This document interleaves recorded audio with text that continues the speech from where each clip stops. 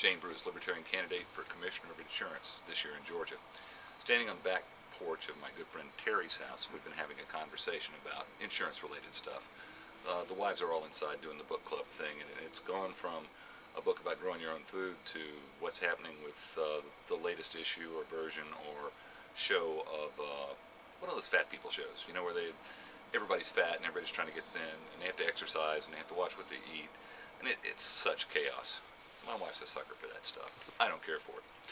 Anyway, we got off on the topic of the campaign so far this year, the interesting people I've met on the trail as the campaign has progressed, and my good friend Terry is a cancer survivor.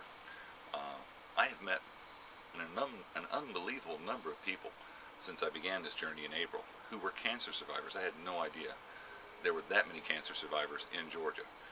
And basically the gist of everything is that everybody that I've spoken with in reference healthcare and insurance that was a cancer survivor, there's two things in common about them. First, they have the audacity to survive the deadly disease.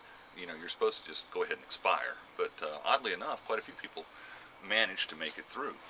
And as a result of their cures, they lead healthier lifestyles, they're more in tune with what their bodies are and who they are, and those things that they do in their lifestyles that are preventative in terms of keeping the cancer away.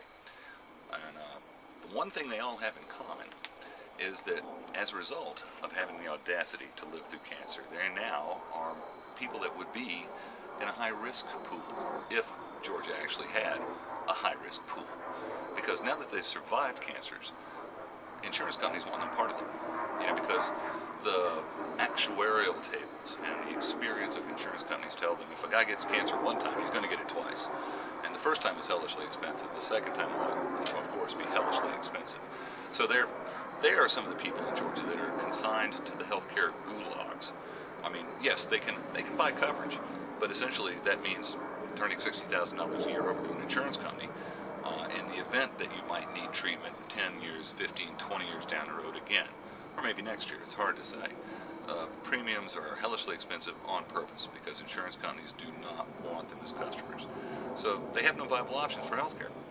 And I was at the Attorney General debate over at Emory with Don Smart, Libertarian Candidate for Attorney General, and one of the women in the crowd stepped up to me when she saw my name tag, and she said, "Are you running for the insurance commissioner?"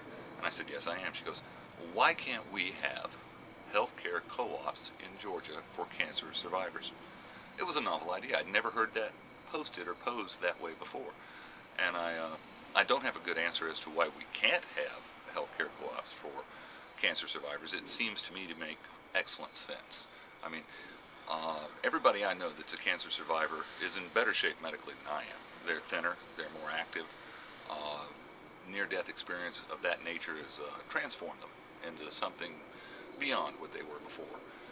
And as a group, these people that I've met as a collective group, if you lumped them all in one category and stuck them in a room and talked to them, they have an incredible energy and vitality about them that I don't see in a lot of other folks. You know, a lot of other folks are somnambulant, they're passive, they sit on the couch, they eat potato chips, you know, they don't have a lot of get up and go. These cats all seem to have the get up and go. They're not a bunch of whiners, but they're cast into the pit with all the whiners, and that's not right. So, if elected Commissioner of Insurance, I'm going to do some serious investigation into this concept of healthcare co-ops, and I think a reasonable model that might enable that to function would be for the members of the co-op to get together and locate healthcare providers, preferably healthcare providers that have survived cancer themselves, and possibly get their heads together and come up with a means and method for the maintenance care that cancer survivors need so desperately to be delivered effectively. And one of the caveats, I think, for the program to work would be that the members of the co-op would sign a piece of paper that says, you know what, don't worry about us suing you.